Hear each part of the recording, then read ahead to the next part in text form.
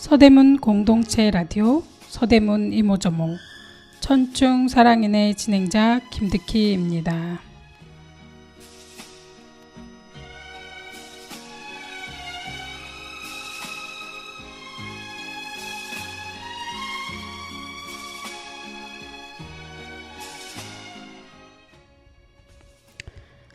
시원한 가을바람이 가을을 알려주네요.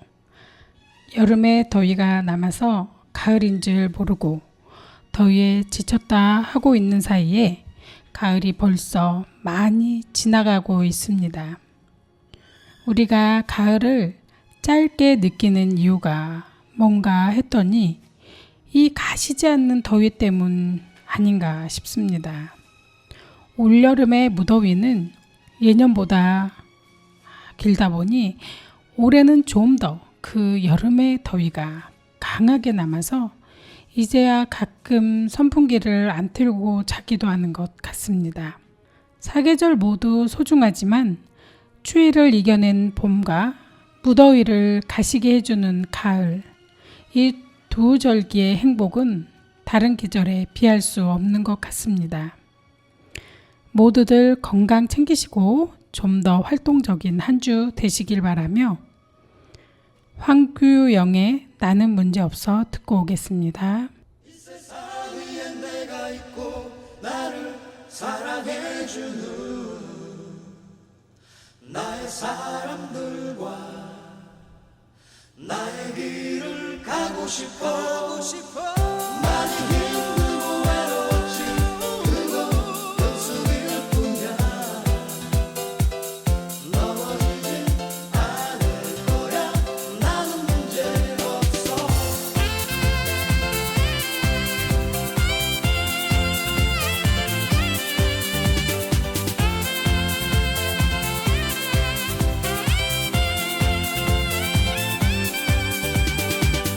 짧은 하루의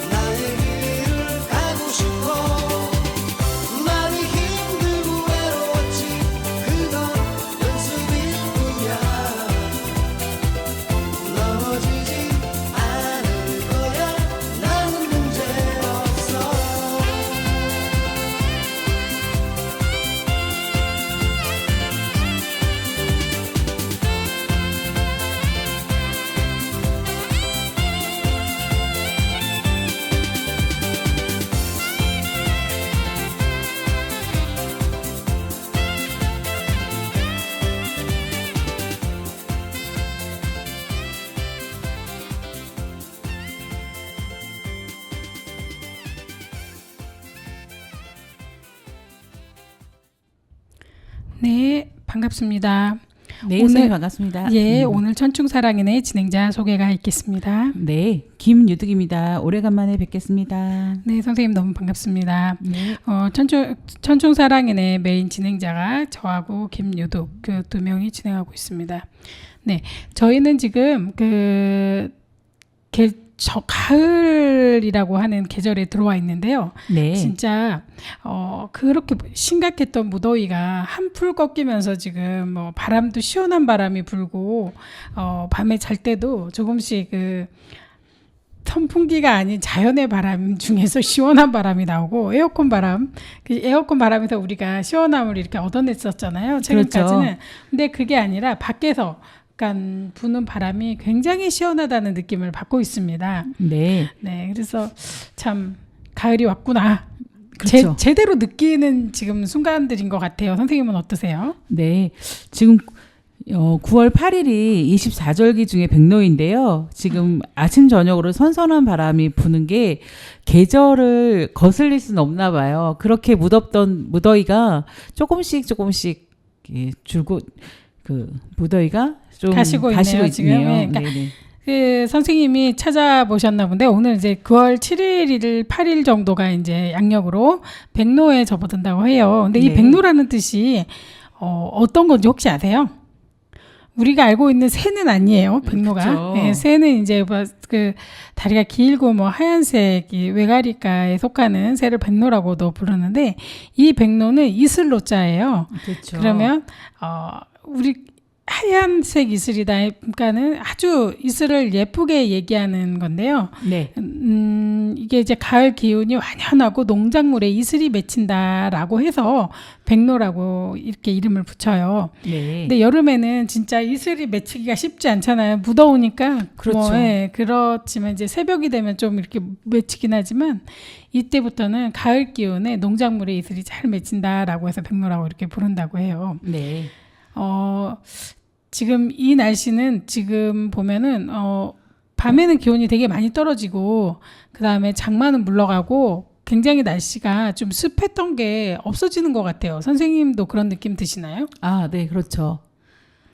굉장히 우리가 여름에 가장 힘든 게 더운데 습하기까지 해가지고 되게 힘들었잖아요. 네네. 근데 이제 지금은 가을 하늘 하면 가을 하늘이 되게 높고 예쁜 하늘을 볼 수 있어요, 요즘에. 그렇죠. 근데 이제 가을이 탁 접어들었구나라는 느낌을 많이 알게 하네요. 예, 태양빛이 너무 뜨거워서 하늘을 쳐다볼 새가 없었는데 요즘에는 또 하늘이 너무 높고 또 구름이 예뻐서 가끔 쳐다보게 되는 것 같아요. 네, 그리고 이제 계절마다 우리가 지금처럼 절기가 있는데 6절기가 항상 있어요. 예, 24절기라고 해서 이제 4, 6에 24 그래서 한 계절마다 6개 절기가 있는데 벌써 이 가을에 백로는 세 번째 절기로 들어온 거예요. 그러니까 우리 가을이 그렇게 많이 남지는 않았습니다. 아 그러네요. 아주 짧게 남았는데요. 네, 지금 이제 우리가 겨울을 되게 길게 느끼는 거는 겨울 되면 춥잖아요. 예, 예. 그리고 여름 되면 더운데 그게 이제 되게 길게 느껴지는 게 이 가을까지 다 잡아먹어가지고 여름이 길어지고 겨울은 또 봄도 이렇게 잡아먹어서 이렇게 잡아먹었다 그러는데 좀 이렇게 들어가가지고 더 이렇게 길게 느껴지고 가을은 또 짧게 느껴지고 하는 것 같습니다. 그렇죠. 이제 이 가을에 곡식들이 잘 익고 과일들이 맛있게 익어가는 계절인데요. 이 선선한 바람이 불고 또 이슬이 맺혀야지 또 맛있게 과일이 연그러진다고 합니다. 네, 특히 백로에는 오곡백과 중에서 그 가장 맛있다는 게 포도입니다. 포도가 일조량이 많이 받고 또 단물이 많이 생기는 시기라고 합니다. 그래서 이렇게 백로에는 포도가 맛있어지고요. 또 다음 제철 음식은 그 버섯입니다. 이 버섯이 과일만큼 무기질이 풍부하고 단백질이 포함되어 있어 서양에서는 산속의 고기라고 하는데요. 이 계절에 또 백로에 이런 버섯들이 되게 맛있게 이거 자란다고 합니다. 네, 그리고 이 백로에는 농작물이 성숙하는 시기여서 그러니까 농민들이 바쁘게 막 할 일은 없지만 농작물은 굉장히 맛있게 익어가는 계절이라고 하네요. 네. 그리고 또 이 백로에는 그 조상 잠깐 쉬면서 조상님들의 산소를 재정비하고 이렇게 벌초를 하는 때라고도 합니다. 네, 그 제사를 지낸다고 해요. 또 이런 계절마다 절기마다 이렇게 제사를 자주 지낸 것 같은데, 네. 제사를 지낸대요. 특별한 풍습이라고 하면 조상에게 풍년을 기도하면서 풍년에 감사하면서. 그러니까 지금 정도 되면 수확하는 것도 많이 있잖아요. 그렇죠. 그 다음에 또 무사한 가을 수확을 기원하면서 이렇게 제사를 지내는데, 여름에 음식이 굉장히 풍족하잖아요. 그런 네. 거에 대한 것도 감사하고, 그 다음에 가을에 또 수확을 잘할 수 있도록 부탁을 드리는 의미에서 제사를 지내고, 그 다음에 백로에는 신선한 곡물과 과일로 만든 음식을 많이 먹는다고 해요. 진짜 먹을 게 많아요, 그죠? 그렇죠. 그리고 또 수확한 쌀로 지금 햇살도 나온 거 혹시 아세요? 햇살도 마트에 가보니까 좀 나왔더라고요. 네네. 일찍 그거 걷어들이는 쌀은 지금 햇살이 나왔는데 그거 가지고 송편도 만들어 먹는데요. 이 백로 때. 추석 때만 먹는 게 아니라 지금부터 송편을 만들어 먹고 가족들하고 또 모이고 그다음에 대추, 밤, 배, 계절 과일을 즐기면서 건강한 보양식을 많이 먹는데요. 아유, 우리 조상님들은 계절에 따라서 아주 다양하게 즐겁게 지내셨던 것 같습니다. 네, 백로 진짜 지금 먹을 게 많으니까 풍족하니까 더 모여가지고 같이 놀고 먹고 이렇게 한 것 같아요. 근데 백로는 중추절과 시기가 비슷한데 지금 비슷하잖아요. 네네. 이제 아마 한 달 정도 채 남지 않았잖아요. 이번 달에 또 추석이 들었는데 예. 비슷한 시기이면서 두 절기 모두 추수와 관련된 농사일의 중요한 시기고요. 백로는 수확을 준비하는 시작점이며 중추절은 그 수확을 축하하는 절기라고 해요. 그러니까 이제 빠른 거는 지금 벌써 아까 추수했다고 했잖아요. 그러면서 이제 이렇게 음식을 만들어 먹고 그 다음에 송편, 쌀밥, 밤과 대추로 만든 차나 각종 나물 무침 이런 걸로 이제 많이 즐겁게 먹고 지낸다고 하네요. 그러게요. 우리나라에서 이렇게 재밌게 했던 것들이 되게 많네요. 네. 다양하게 많아서 참 그렇고요. 백로에는 호박죽, 송편, 가래떡 같은 걸 많이 해서 먹고요. 또 백로에는 맑게 개인 하늘 흰 구름을 떠다니는 걸 보면서 이렇게 풍년이 든다고 생각한다고 합니다. 네. 어쨌든 우리가 이제 백로에는 이렇게 이제 좋은 일이 많이 이렇게 먹을 게 많고 풍족하면 행복한 거 아닙니까? 그래서 즐거운 때인 것 같습니다. 그러니까 우리 그 4대 명절 추석이 오기 전에 이렇게 예. 백로를 즐기면서 또 맛있는 음식 먹으면서 가족들끼리 행복하면 좋겠습니다. 전유진의 나를 살게 하는 사랑 듣고 와서 또 이야기 나누겠습니다.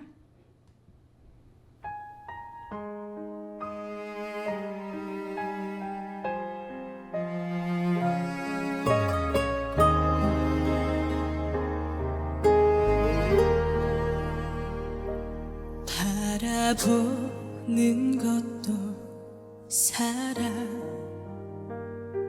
기다리는 것도 사랑,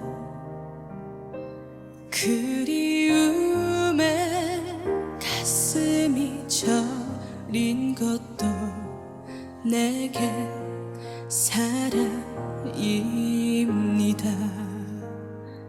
계절이 오듯이 그래 매일 숨 쉬듯이 그래 이유 없이 시작한 이 마음은 그래 사랑입니다.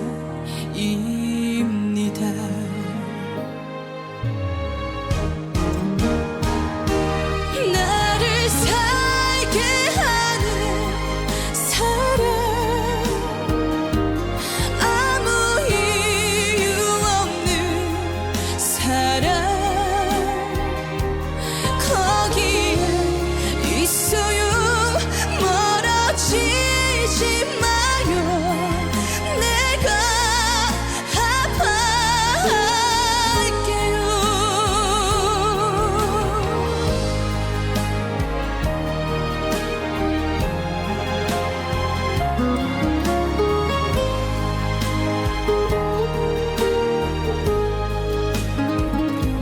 계절이 오듯이 그래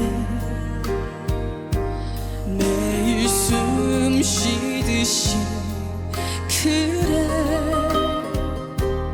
이유 없이 시작한 이 마음은 그래 사랑입니다.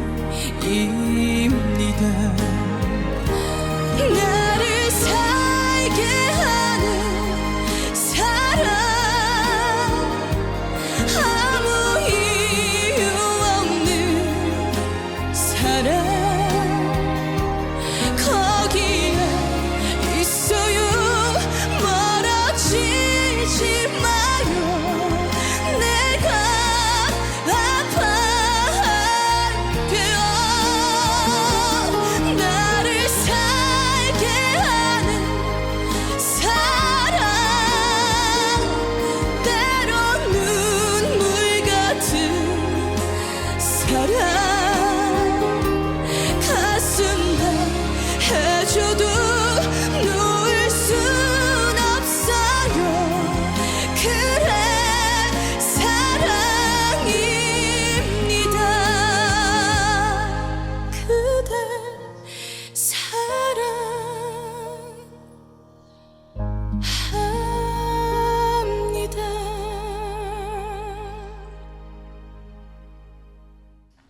네, 노래 잘 듣고 왔습니다. 선생님, 예. 우리가 몇 주 동안 계속 이야기해오던 게 이제 건축에 관련돼서 우리나라 건축에 대해서 이야기를 하고 있잖아요. 그렇죠. 근데 선생님 혹시 선생님은 우리나라의 건축법이 언제부터 제정되고 언제 만들어졌는지 혹시 아시나요? 아니요. 선생님이 좀 잘 설명해 주셨으면 좋겠습니다. 네, 옛날에 우리나라는 그러니까 건축법이 있기는 했는데 그 이제 건축법은 이제 조선 시대에는 건축법이 있었을 거 아닙니까?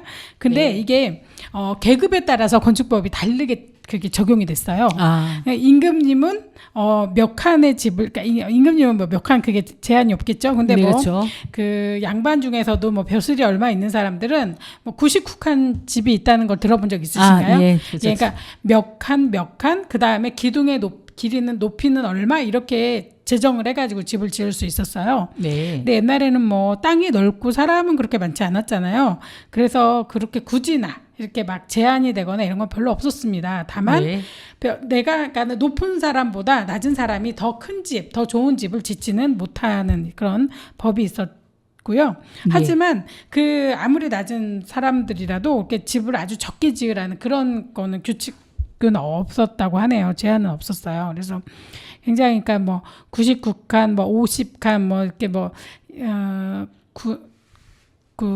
대군이라 그러잖아요. 네. 그런 사람들은 몇 칸, 공주는 몇 칸, 대신은 몇 칸 이렇게 해가지고서는 칸이 나누든지 뭐 이렇게 나뉘면서 했는데 또 재밌는 거는 토지 면적을 세는 게 1품은 35부, 2품은 30부, 예. 6품은 10부, 서인은 2부 이렇게 해가지고 부로 이렇게 계산을 했어요. 또 대지를 토지 면적을. 네. 근데 이 부라는 거는 이렇게 면적을 계산한 게 면적으로 이렇게 먼저 계산한 게 아니라 여기에서 쌀이 나오는 걸 기준으로 한 거예요. 아. 쌀이 여기에서 1부는 쌀이 벼가 10단이 나오는 생산 면적. 아, 그걸 일부라고 했어요. 그러니까는 대략적으로 1아르라고 하거든요. 그거를 근데 100제곱미터라고 해요. 그러니까 100m 정도 되는 거예요, 땅이. 그러니까 굉장히 넓은 거죠. 서인이라고 해도 이렇게 넓은 대지에서 집을 짓고 살 수 있었다.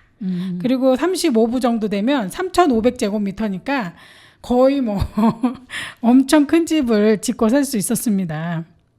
그러게. 네, 좁은 면적이 아니었고 굉장히 컸고 이제 그때는 충분히 그 정도 해도 잘 살았기 때문에 이제 그렇게 모두 다 이렇게 넓게 집을 짓고 살았습니다.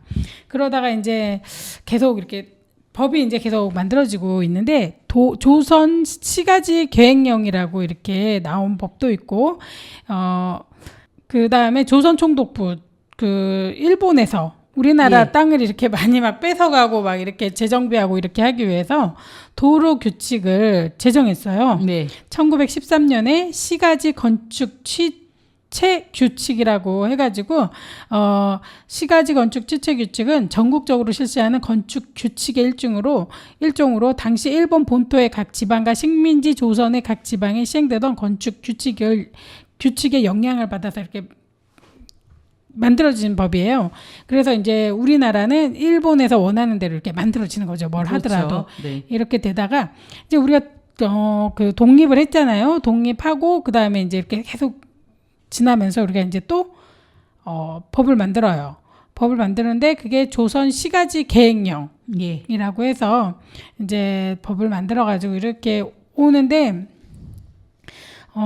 그래도 그거를 이제 정비하면서 이제 또 여러 가지 여러 가지 이렇게 바뀌어 오고 이렇게 이제 계속 했습니다. 근데 제대로 지금 우리가 얘기하는 도시계획법이다, 건축법이다라고 제정되는 그런 게 만들어지는 거는요. 지금 이제 현재법처럼 이렇게 만들어지는 거는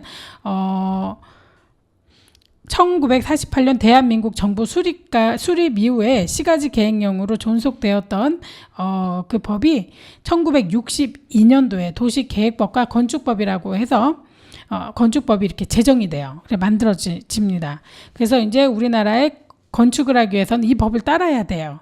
네. 그렇다고 해서 굉장히 뭐 이렇게 막 심하게 뭔가가 있지 않았어요. 뭘 어떻게 해야 된다 이런 게 없었지만 예전에 우리가 얘기했다시피 그 갑자기 집을 많이 지어지게 된 때가 있었잖아요. 선생님 네, 그렇죠. 그때가 언제인지 기억나세요?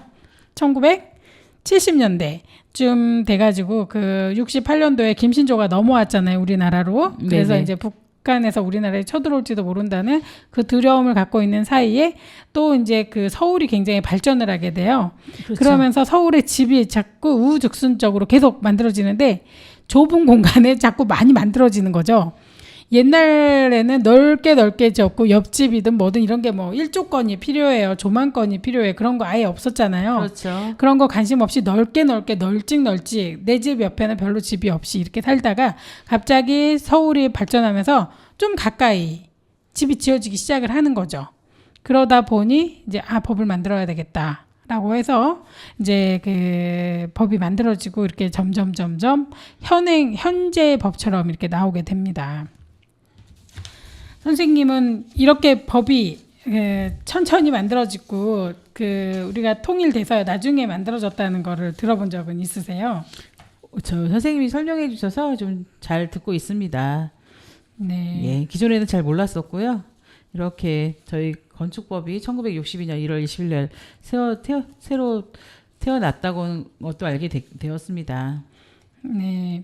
이제 그 건축법이 계속 이제 만들어진 게 그 1971년도에는 이제 좀 그 최근에 근대적인 건축법이 62년도에 만들어지고 네. 1조건 개념이 도입된 거는 9년 뒤인 1971년도예요. 그러니까 네. 그때는 좀 만들어지기 시작을 하기 때문에 1조건이 있어야 되는구나 라고 이제 생각을 하면서 집이 지어지기 시작을 합니다. 네. 그리고 이제 고층으로 공동주택이 만들어지기 시작하는데 예전에는 뭐 고층이 없었잖아요. 저 그렇죠. 1, 2층 많아봤자 뭐 5층 이렇게 지어졌는데 이제 그때부터 조금씩 이렇게 만들어집니다.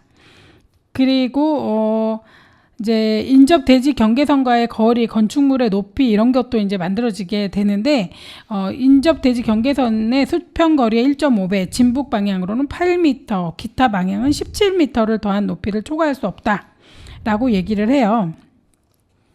그리고 동일 대지 안에 2동 이상의 건축물을 건축하고자 할 때는 인동 간의 간격이 2분의 1이 되는 지점에 대지 경계선이 있는 것으로 보아 전항의 규정을 적용한다라고도 얘기했고 예. 그다음에 1조 사선에 그 전에도 얘기했지만 2시간 이상 해가 들어오고 1조가 그러니까 빛이 들어오게 하면은 된다라는 것도 있었고 굉장히 여러 가지 그 법들이 많이 생겨나요. 어떻게 해야 되지? 우왕좌왕 많이 이렇게 법이 바뀌게 됩니다. 그러니까요. 새로 생겨가지고 시행되고 그거에 대해서 문제점이 생기면 또 다시 변경하고 그랬던 세월이 많이 있네요. 네, 맞습니다. 그리고 이제 지금 최근에 또 법이 바뀐 것도 들어보셨는지 모르겠는데요. 2023년도에 그 9m 이하인 경우에는 9m 이하는 1.5m를 띄어야 되고 9m 초과하는 부분은 건물 면적의 2분의 1을 띄어야 되거든요. 건물이 10제곱미터면 5m를 띄어야 되는 거예요. 예. 9m 밖에서부터는. 그런데 9m를 넘어가면. 근데 지금은 10m로 바뀌었어요. 그러니까 많이 떼지 못하는 그런 거를 생각을 해가지고 그러니까 현실에 맞춰서 좀 이렇게 변형이 됐습니다. 그렇죠. 지금 서울 시내 집들이 거의 따닥따닥 붙어 있다고 보고 있는데 그렇게 많이 거리를 뛰게 되면은 집이 만들어지긴 힘들겠네요. 네. 그러니까 여러 가지 건축법 등이 이제 있어서 우리가 지켜야 되는 그런 예. 법률이 많이 있었습니다. 그러면 드라마 봄날의 그 OST 듣고 와서 또 이 부분에 대해서 좀 자세히 설명을 들어보겠습니다.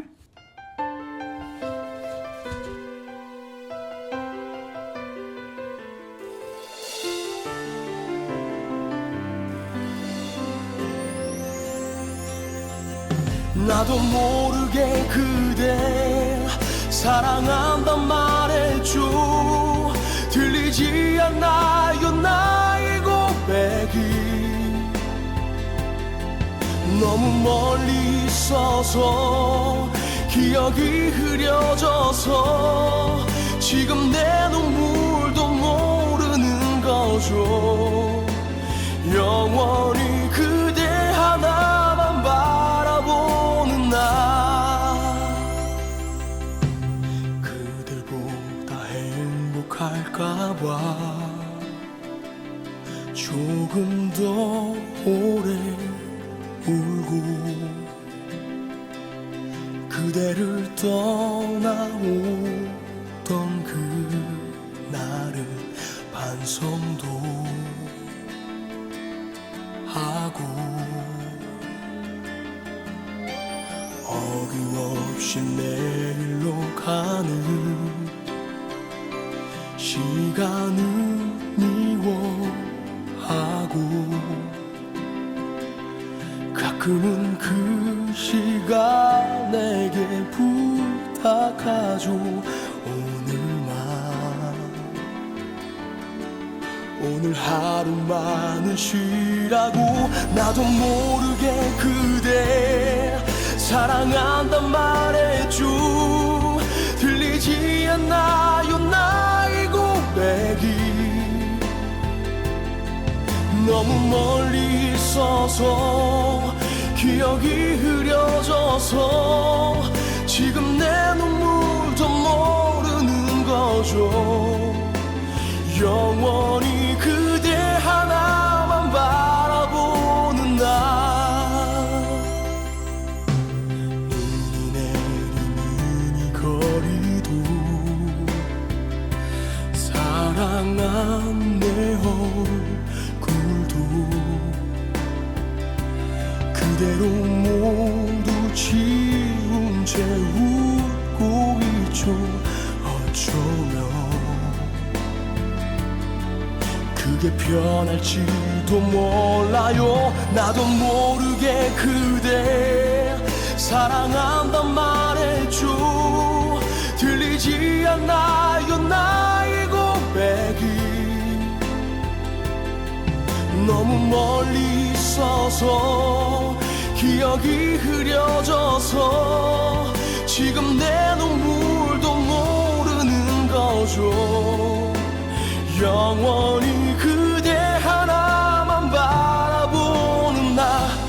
혹시라도 마주친다면 그때처럼 친절해줘요. 그날처럼.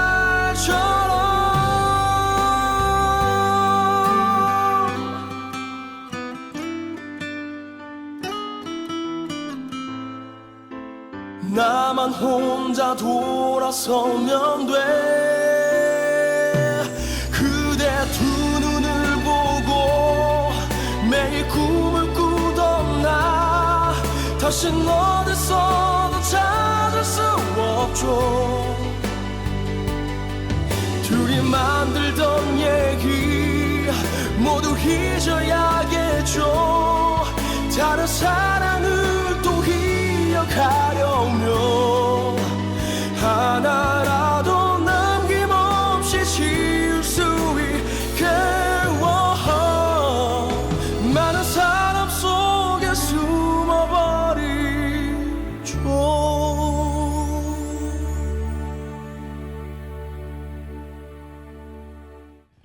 네, 노래 잘 듣고 왔습니다. 지금 우리가 이제 건축에 대해서 이야기를 했는데 건축법이 굉장히 이제 그 살면서 필요에 의해서 만들어진 법이네요, 보니까. 그렇죠. 그래서 이제 그 집이 너무 많을 때 조금씩 많아지기 시작하니까 갑자기 1조건에 대해서 얘기를 하고 이제 하고 있고 조망권에 대해서도 나오고 이렇게 하고 있는데 예전에는 그렇게 특별히 몇 미터대라는 말은 없었던 것 같아요. 몇 미터까지 지어라. 라는 이야기는 있었지만 거리를 얼만큼 떼어라라고 이렇게 제대로 나오기 시작한 게 좀 늦게 9m 이하는 1.5m를 떼고 9m 이상은 2배를 떼어라라고 하는 법이 2015년도 이후에 나왔으니까요.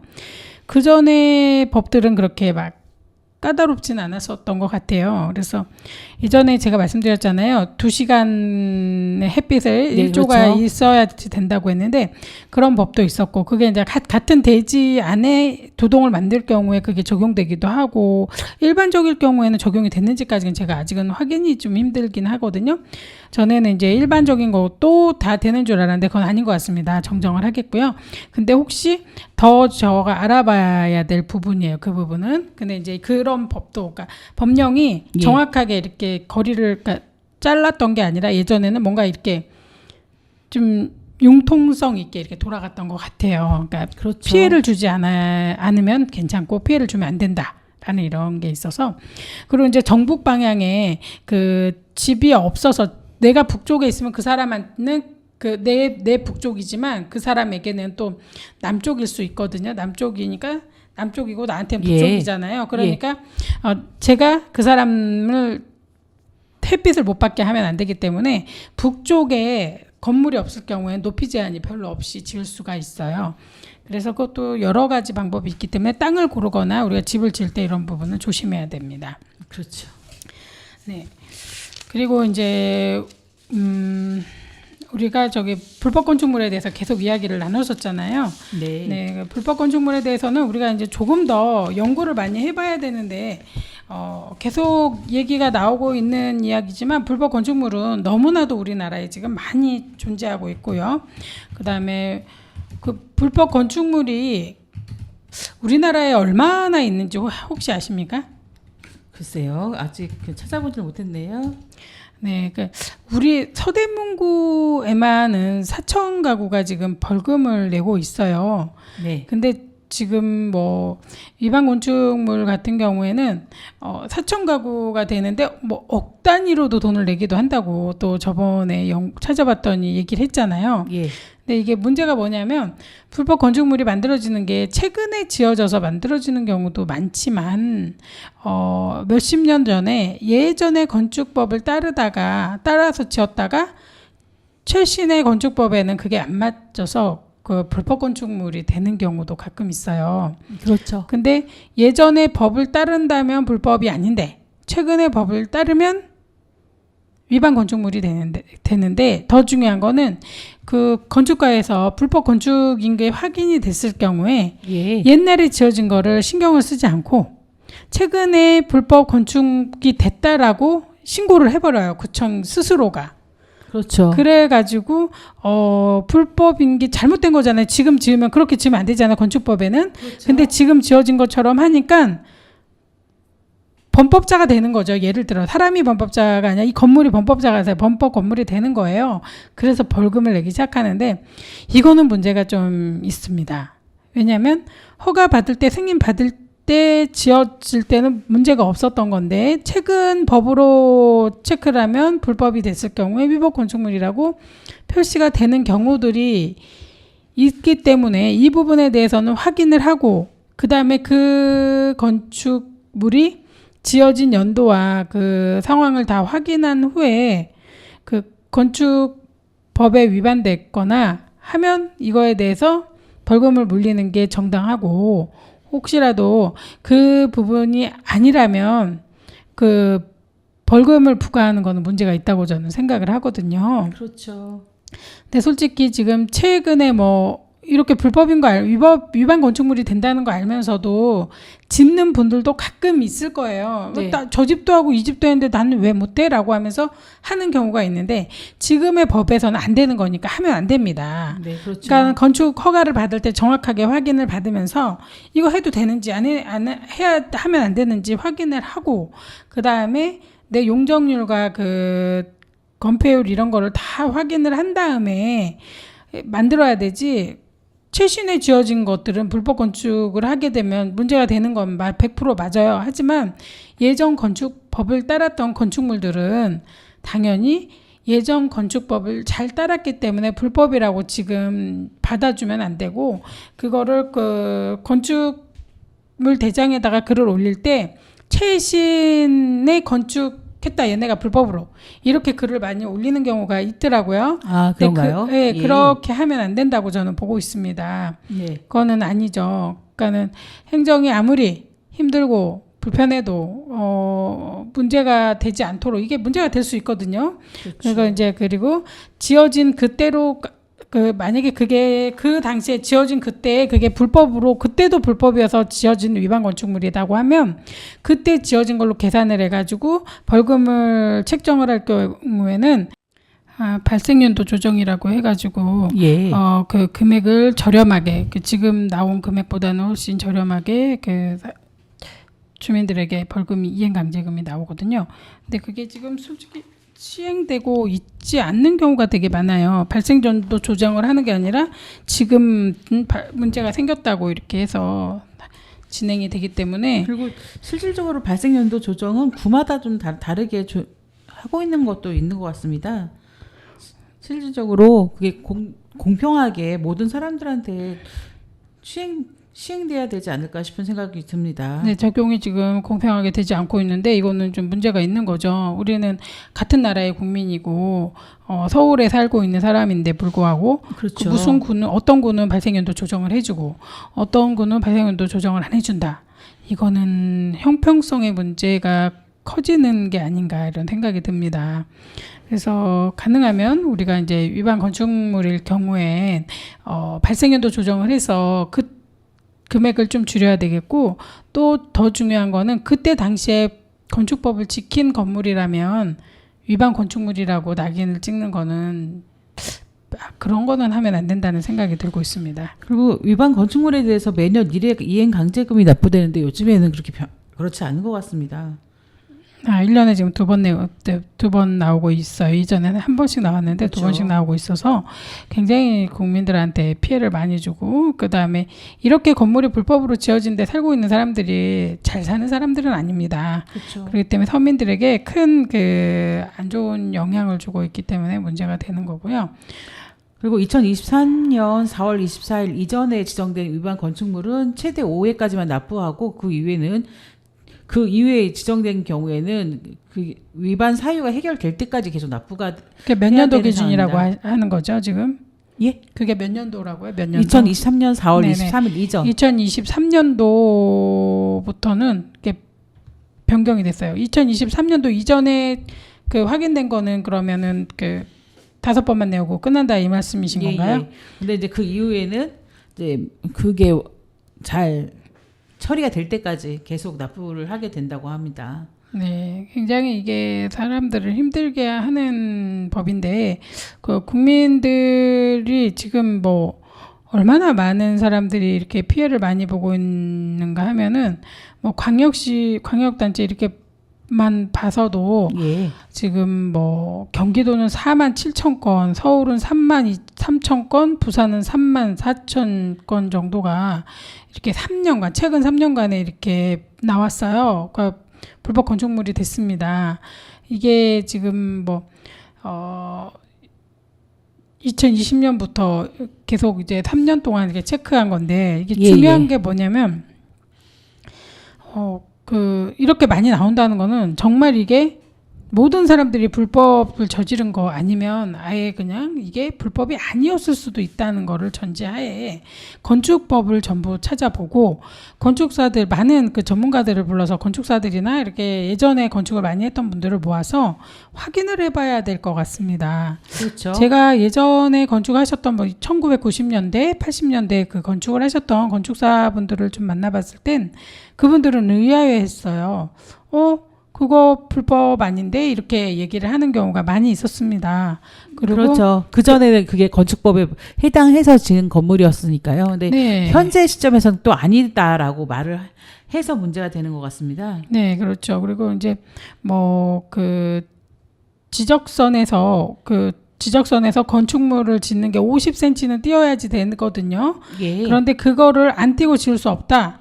그리고 그때 당시에는 그 지적선이 맞았기 때문에 그렇게 지었다라고 얘기를 하는데 최근에 또 건축하는 뭐 건축가나 이런 뭐 다른 데서는 이게 또 안 맞다 뭐 이렇게 하면서 50cm 안 맞췄다 불법이다 막 이러는 경우도 있고 여러 가지 막 이렇게 얘기를 하는데 그게 예전에 건축했던 그러니까 측량했던 거를 확인하면서 예, 그렇죠. 정말 그때는 법을 맞췄는데 그 뭐 측량하는 기술이 더 발달해서 그게 잘못됐다거나 변경이 돼 있으면은 그 부분에 대해서는 인정을 하고 불법이라고 할 게 아니라 서로 알고 인지를 할 수 있도록 하는 게 맞다고 저는 생각을 합니다.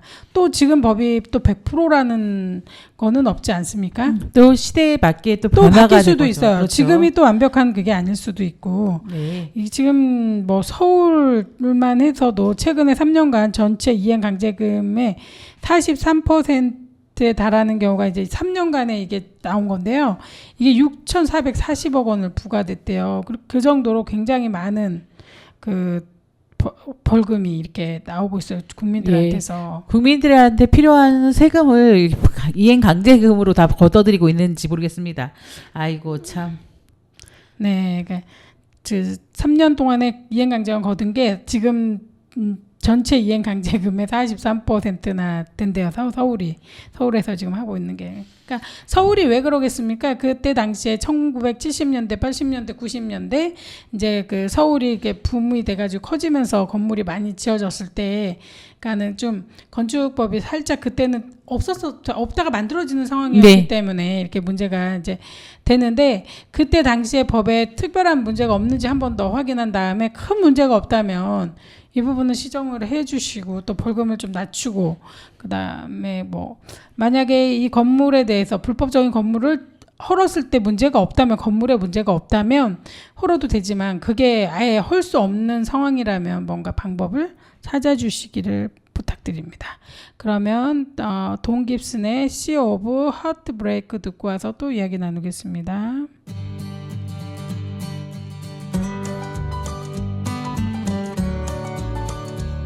The lights in the harbor don't shine for me. I'm like a lost ship adrift on the sea, the sea of heartbreak, lost love and loneliness, memories of your caress, so divine how I wish you were mine again, my dear. I'm on the sea of tears, the sea of heartbreak. How did I lose you? Oh, where did I fail? Why did you leave me? Always to sail the sea of heartbreak, lost love and loneliness, memories of your caress, so divine how I wish you were mine again, my dear. I'm on the sea of tears, sea of heartbreak. Oh, what I'd give to sail back to shore, back to your arms once more. Oh, come to my rescue. Now come here to me.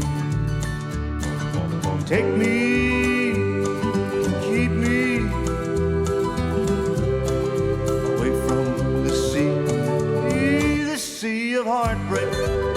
lost love and loneliness, memories of your caress, so divine how I wish you were mine again, my dear. I'm on this sea of tears, this sea of heartbreak. Sea of heartbreak, oh, It's sea of heartbreak. sea of heartbreak, Yeah, it's sea of heartbreak. sea of heartbreak. Sea of heartbreak. 네, 노래 잘 듣고 왔습니다. 지금 이제 우리가 건축에 대해서 계속 얘기를 나누고 있는데요. 혹시 선생님 연희동에 싱크홀 있었다는 거 들어본 적 있으세요? 네, 성산대교 방면 성상로에서 땅 꺼짐 현상으로 해서 지금 차 한 대가 이렇게 빠졌죠. 근데 그거가 일어나고 또 그 다음 날도 또 싱크홀이 생겼습니다. 조사 결과 노후 수도관 지하 시설 파손으로 인한 것이라고 확인됐네요. 네, 수도관에서 이제 물이 나오면서 그 수도관 파손했는데 뭐 누수가 없었다고 하는데 네, 예. 뭐 원인이 없다 막 이렇게 나오거든요. 네, 예. 그러면 지금 뭐 누수도 없었고 그 다음에 원인이 없다. 비공 속으로 이렇게 결과가 이제 가고 있어요. 결과가 안 나오고 있는데 문제는 지금 뭐 아니면은 우리가 뭐 전체 뭐 땅이 뭐 다 무너져 내려가는 상황이 아니라면 네, 예. 주변의 재개발 재건축이나 이런 게 많죠. 영향을 줬을 확률이 높거든요. 그리고 이제 뭐 그 공사 지하철 공사라든지 무슨 공사가 있었을 경우에 이런 문제가 되는데 주변에서 건축을 하더라도 굉장히 옆집이나 아니면 지하가 그렇게 영향을 많이 받거든요. 그래서 많이 받고 있습니다. 네, 많이 받죠. 그래서 지금 뭐 보면은 그러니까 연희동 싱크홀이 저희 서대문구잖아요. 연희동이. 그렇죠. 그러다 보니까 지금 난리가 났습니다. 이렇게 심하게 땅이 꺼지면은 선생님 저기 만약에 사람이 그러니까 저 차에 있던 분들도 굉장히 큰 피해를 당하셨지만 사람이 만약에 저기를 지나가고 있었다. 다 그냥 죽었습니다. 솔직히 그렇죠. 말씀을 예. 드리면 굉장히 넓은 굉장히 한 구멍이 아니잖아요. 이렇게 그렇죠. 홀 이런 게 아니라 차가 하나 빠질 정도로 깨졌습니다. 이게 싱크홀이 생겼고 또 선생님 그 다음에 바로 생겼다는 말씀이신 거죠? 예. 그러면은 이게 지금 다른 데도 위험하다 이 말인 거거든요. 예, 그렇죠. 그러니까 굉장히 지금 겁납니다. 겁이 나고 지금 서대문에만도 지금 재개발 재건축 예정지 그다음에 재개발 재건축 했던 곳 여기가 굉장히 많아요. 그리고 땅을 파는데 그냥 쉽게 파는 게 아니라 그냥 대지를 위험하지 않게 파는 게 아니라 폭발을 해요. 선생님 혹시 그렇죠. 들어본 적 있으신가요? 아유, 그러면요. 저희 동네에 재개발 재건축이 많아서 특히 안산으로 이루어진 데는 거의 그냥 폭파로 인해서 땅을 만들어내고 있지 않습니까? 그러다 보니까 이렇게 싱크홀이 많이 생길 거라는 생각이 듭니다. 그러니까 지금 솔직히 말해서 최근에 우리 동네에 아파트를 지었잖아요. 그러면서 예.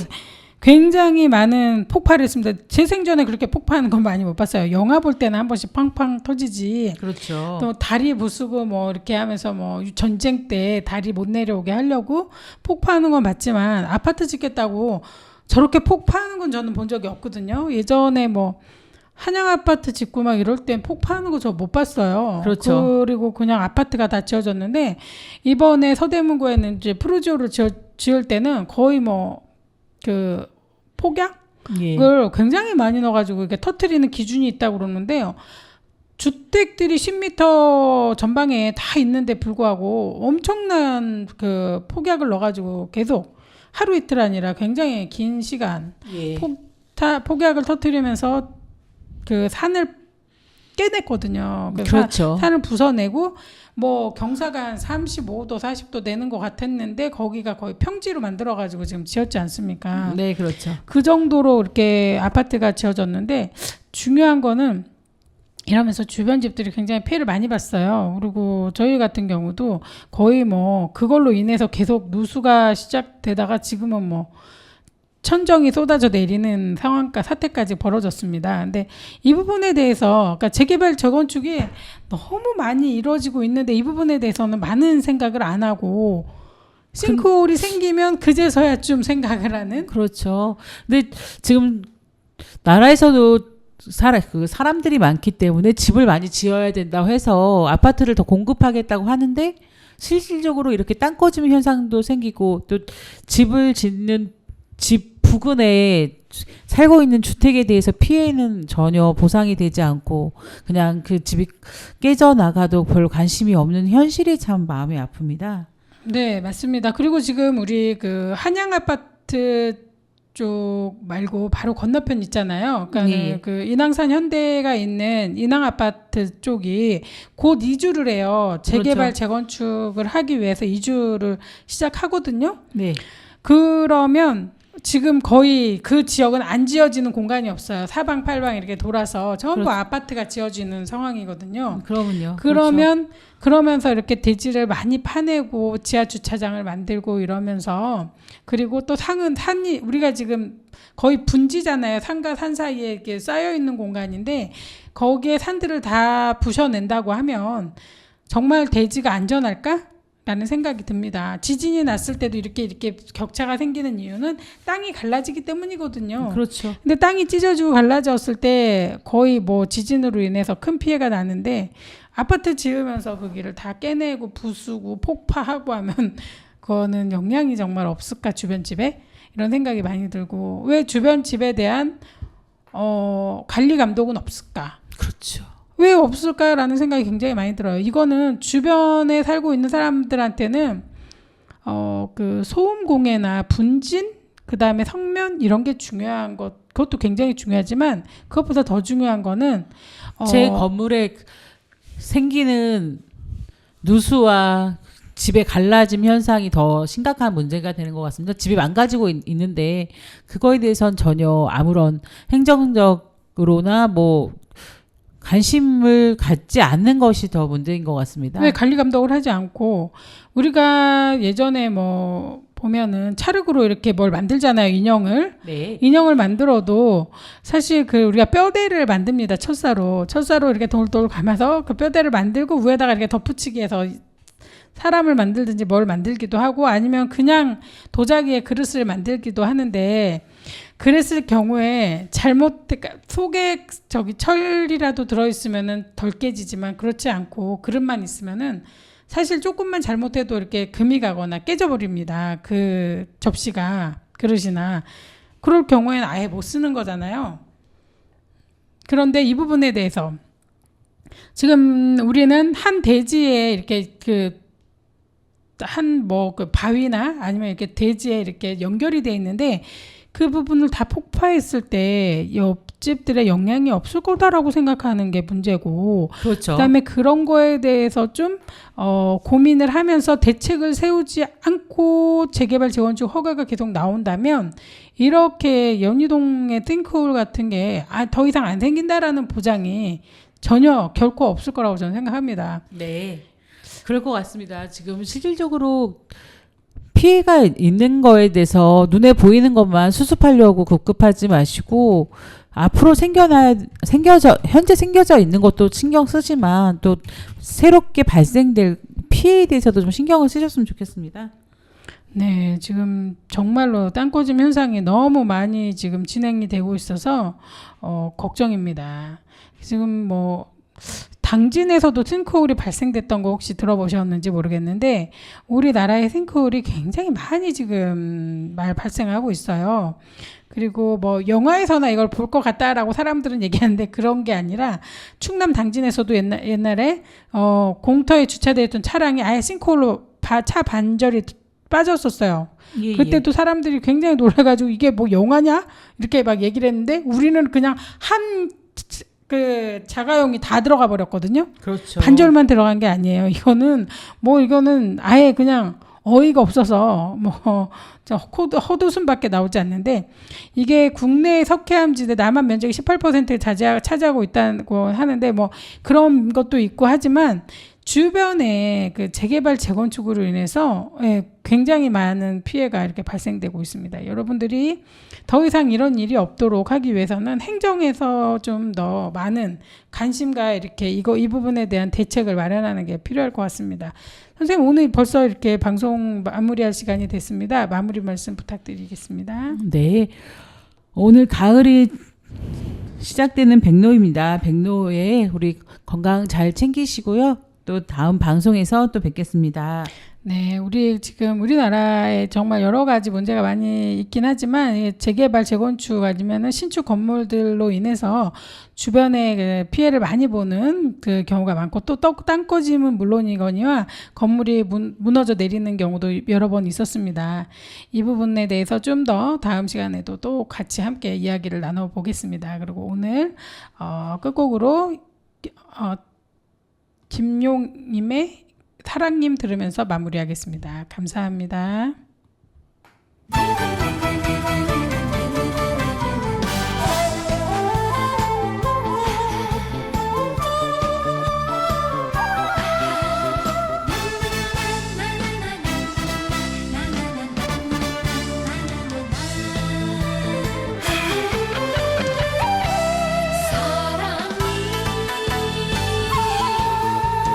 몇 굽이 돌고 돌아 사랑님을 보았을까. 새벽 안개 이슬되어 하나리 맺혔구나. 한 올 한 올 타는 가슴 어디에 둘까. 그리운 맘 사랑에 졌네.